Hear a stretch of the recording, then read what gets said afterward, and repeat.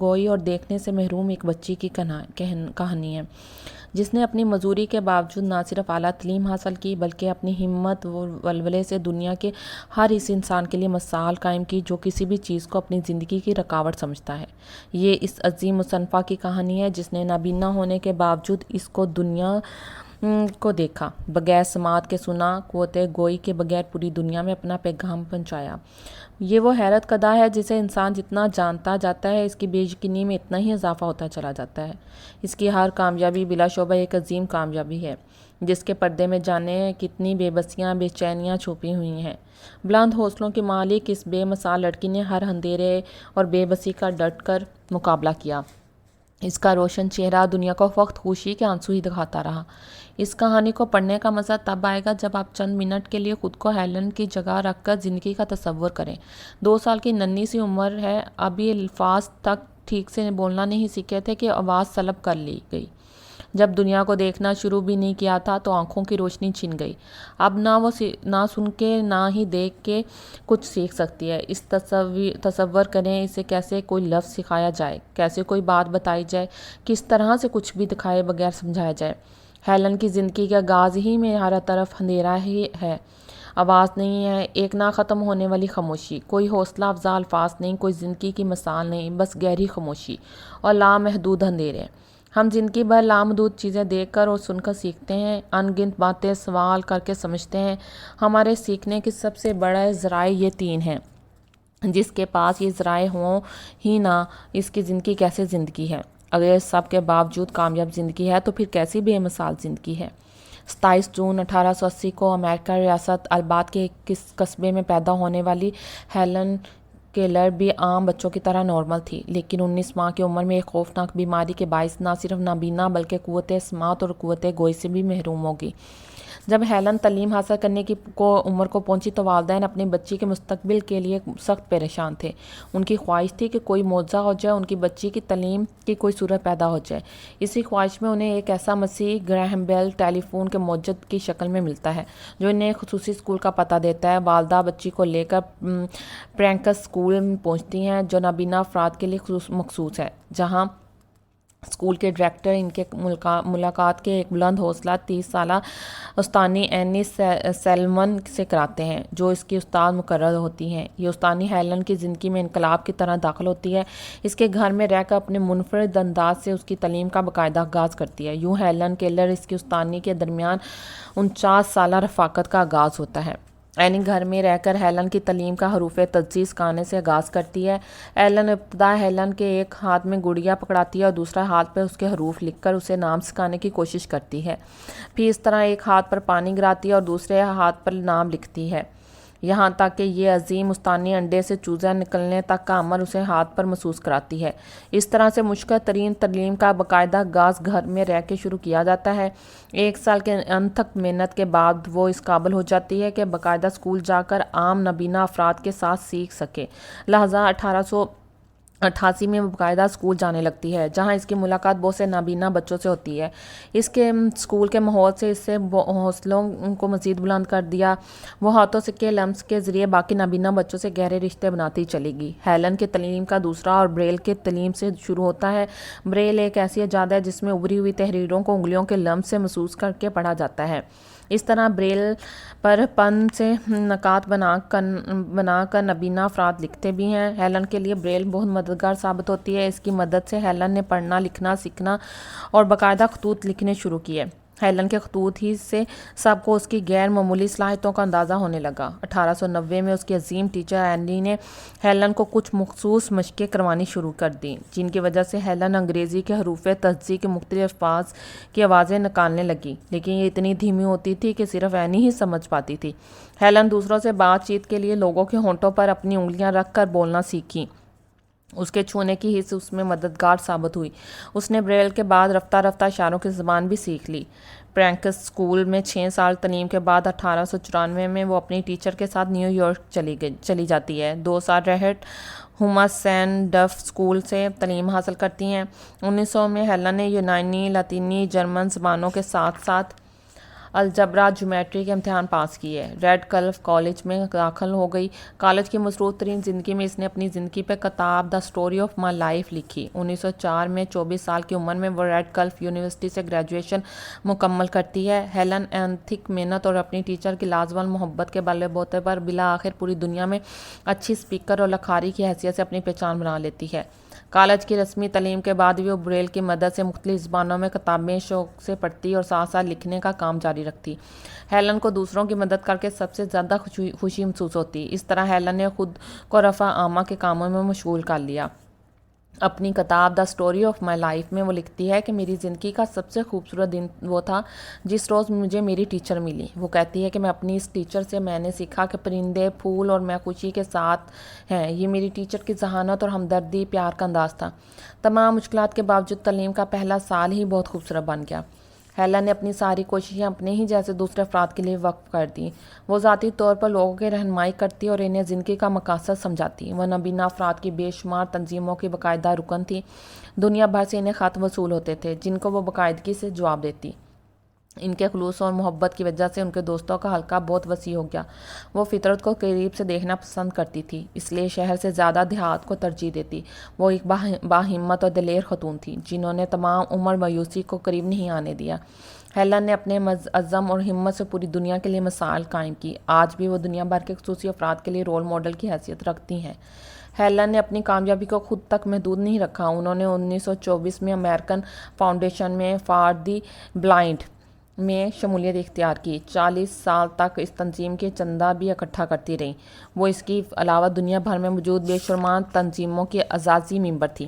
انہوں نے اپنی ٹیچر کے ساتھ 40 ممالک کا سفر کیا، اپنی زندگی میں 12 مشہور کتابیں، بے شمار مضامین لکھے۔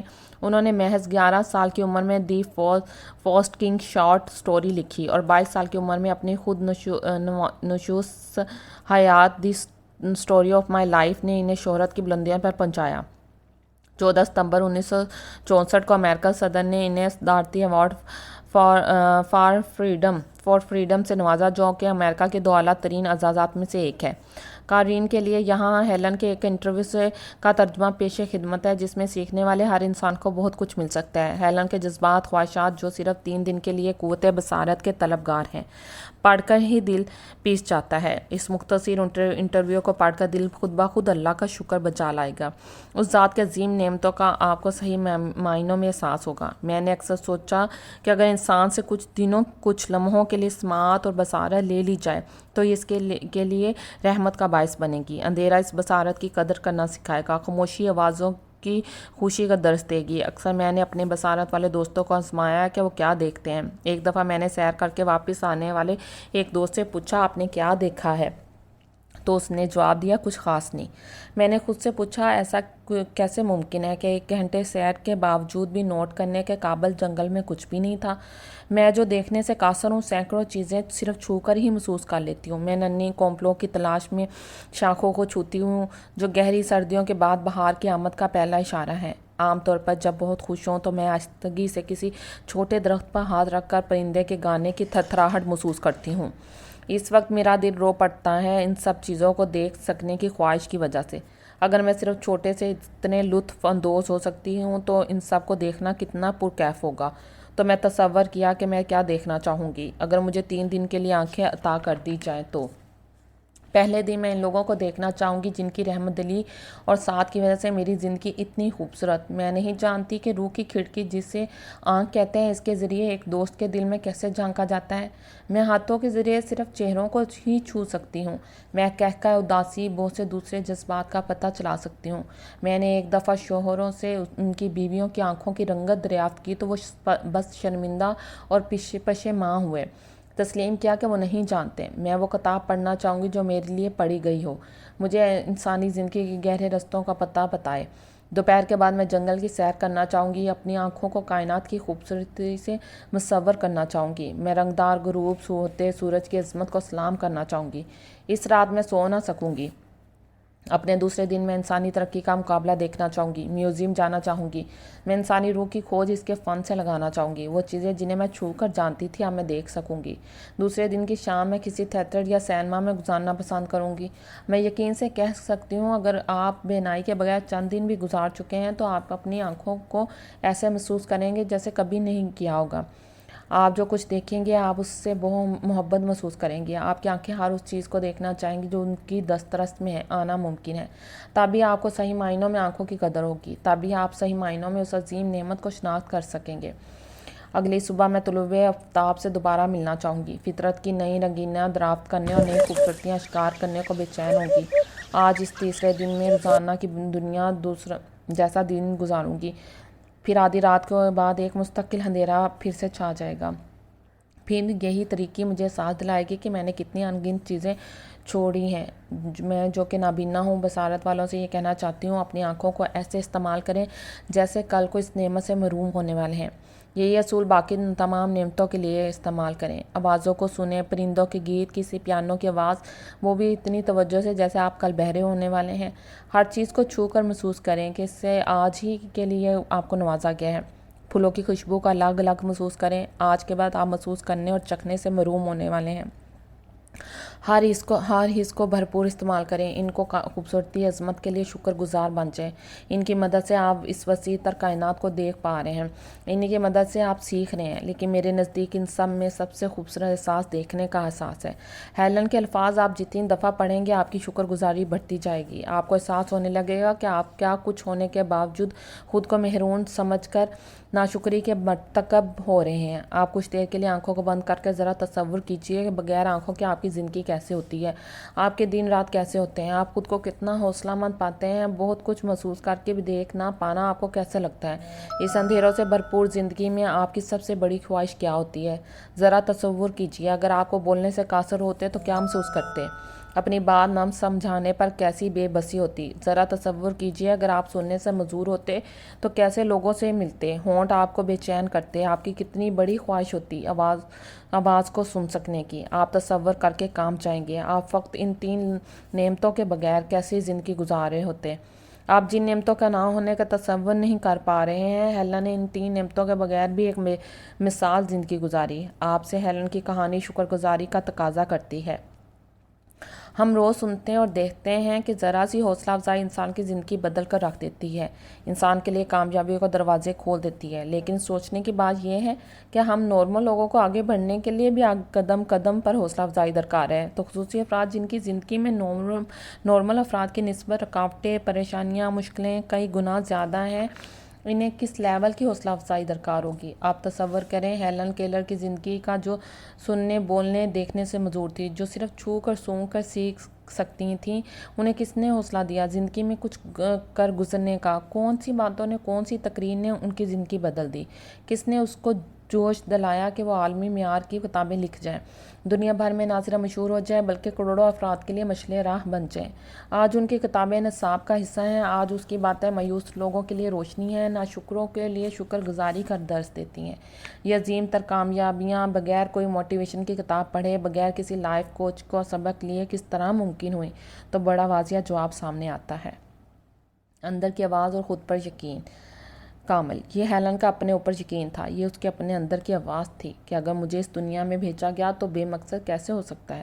लिहाजा जब आप खुद कुछ करने की ठान लेते हैं तो हालात खुद ब खुद आपके लिए साजगार होना शुरू हो जाते हैं। फिर कुदरत आपको अजीम उस्ताद, बेहतरीन दोस्त, मसाली माहौल खुद ही मुहैया कर देती है। बस ज़रूरत है तो इस बात की कि अपने अंदर की आवाज़ सुनकर कदम बढ़ाना, मुस्तकिल मजाजी कायम रखना। हेलन केलर ने अपनी ज़िंदगी के आखिरी साल भी नाबीना अफराद की तंजीम के लिए अतियात जमा करने में गुजारे। उन्होंने 88 साल की तवील उम्र पाई।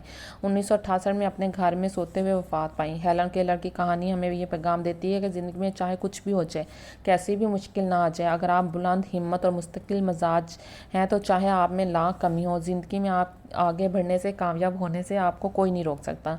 उन्होंने अपनी ज़िंदगी पर तफसीलन किताब दी स्टोरी ऑफ माई लाइफ इसलिए लिखी कि लोग जान सकें कि वो मजूरियों की वजह से किन किन मुश्किलात से दो चार हुई, किस तरह हर मैदान में सुरखरू होती गई चली गई। वो नाबीना, बहरे, गूंगे अफराद के लिए एक अजीम मिसाल बनी। उन्होंने साबित करके दिखाया